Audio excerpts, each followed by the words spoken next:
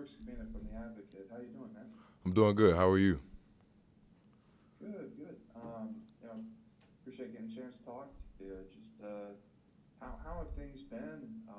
You through last season got your starts and going into the off season here in this quarterback competition. What are the things that you've taken from last year into the competition going on in the spring? Um, that's a very good question. Last year, like you said, I was blessed to be able to start 5 games as a true freshman, and that was a roller coaster experience. It started out good. Didn't end as well as I wanted to end. But to answer your question, the key thing that I wanted to bring into this upcoming season, upcoming battle, is consistency.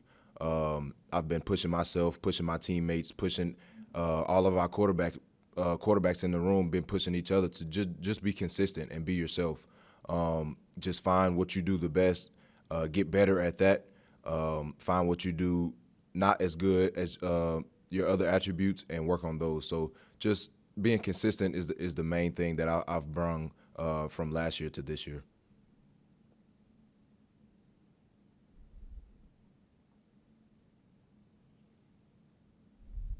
Hey TJ, we've spoken with Miles and we've spoken with Max, but I'm just curious on the interactions that maybe you've had with Coach Peets and the new offensive staff, and just kind of how maybe they've helped you along early in this transition, and just just kind of what your early thoughts are of them and of this new offense.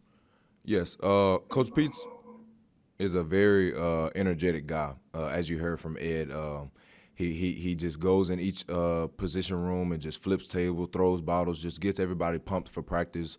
But the main thing I think he brings to the table personally for me, with his NFL background, he has worked with guys that are as big as me, in Cam Newton, that has my stature, that has the issues, some little things that I can fix.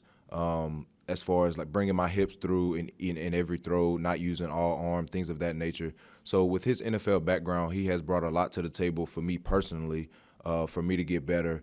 And I would say collectively as a unit, he's just our energetic guy. We look at him for energy, and he pushes our leaders of our team to bring energy to the practice field every day. Yeah, and TJ, and on Jake Peets and his, you mentioned how he is with y'all personally. Just with the offense itself, it seems like there are a lot of those similarities to 2019 when you weren't here. How would you describe how the functionality of the offense, kind of in um, um, its base and what it's supposed to do? How would you describe it? The genesis of our offense is basically to get our athletes in space. Whether if we have five receivers in the game, no running backs, no tight ends, we can have two receivers in the games, two tight ends, one running back. It's basically to get all of our athletes in space, give them the ball, and let them make plays. We have a very good core coming back with our offensive line. They have been amazing this spring. They have been basically the focal point of our team, with all 5 starters coming back. But like I said, the main goal of this offense, I feel like, is to get our playmakers the ball in space, let them create plays with their feet, and then we'll be good after that. And Pete's was talking about this. I think it was in a few interviews this offseason, and just watching the Panthers last year and some of what LSU did in 2019. It seems like it's less about personnel packages and more like where you can flip guys on the field, finding your best playmakers.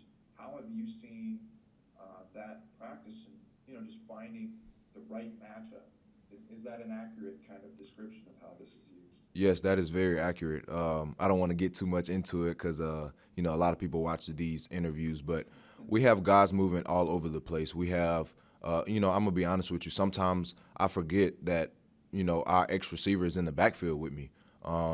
Sometimes we have guys that play Z that can go to F and to go to Y in different personnel groups. It's just so many guys moving around. It's so many ways people can touch the ball. We're spreading the ball around the field. Everybody gets touches. Everybody gets targets. So, if someone was to ask me who is our wide receiver one, I would have no answer. Everybody gets the equal amount of touches, everybody gets their equal amount of opportunities. So it's just who capitalizes on their opportunity.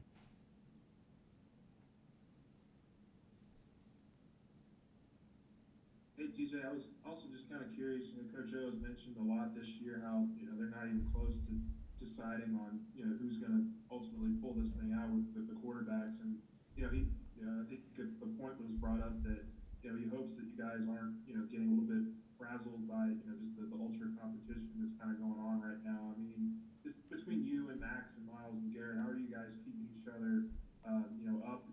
Obviously it sounds like it's really competitive, but at the same time, you guys want to, make sure you're cheering on each other's teammates and that kind of nature. Yes, we are very, very, very close as a unit. I feel like is also building character in our quarterback room. Like you said, we're very competitive. We compete with each other every day. We make jokes with each other about the grades that we get and stuff like that. But at the end of the day, we're brothers. We're all pushing each other to be the best we each can be. And that's one main thing Coach Pete's brought into the quarterback room as soon as he stepped foot in the room. He told us it was going to be a very heated battle, but at the end of the day, we're all brothers. We're all pushing each other to be the best quarterbacks we each can be. Yeah, I want to follow up on that, but there was a question earlier that, with all the, when you said like you couldn't tell us who wide receiver one is, all that stuff kind of means you have to have a deep wide receiver core. How would you describe the talent that's there at LSU and to be able to run all this, to be that multifarious? Yeah, our talent is crazy right now. I cannot wait until the fall to be able to show you guys how much better we have grown as a unit this offseason, this spring. But it all started from the first day of spring. Coach Peach came in and told us, we're going to spread the ball out. We're going to, run the ball. We're going to do these things, and we're just going to give our athletes the ball in space and make plays. Our receiver room has grown tremendously over the past years. As you can see, it started with Jets, with Jamar, Terrence Marshall. Guys like that wanted to basically create a name for themselves in this place. So guys after them has came in and they want to do the same thing. I can't wait for our freshmen to get in this summer and show what they can do as well. It's going to be a sight to see this fall.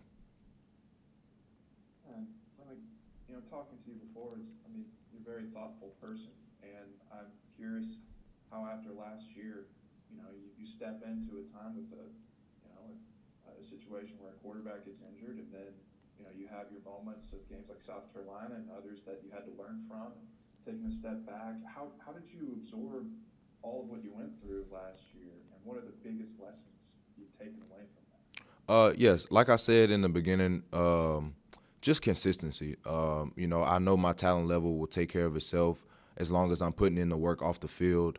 Like I said, the consistency level wasn't there last year for me personally. So as long as I'm being consistent and focused on being consistent, doing my job each and every play, then the rest will take care of itself. Okay. The Brooks and Glenn press conference is underway. Appreciate it. Thanks, TJ. Thank you.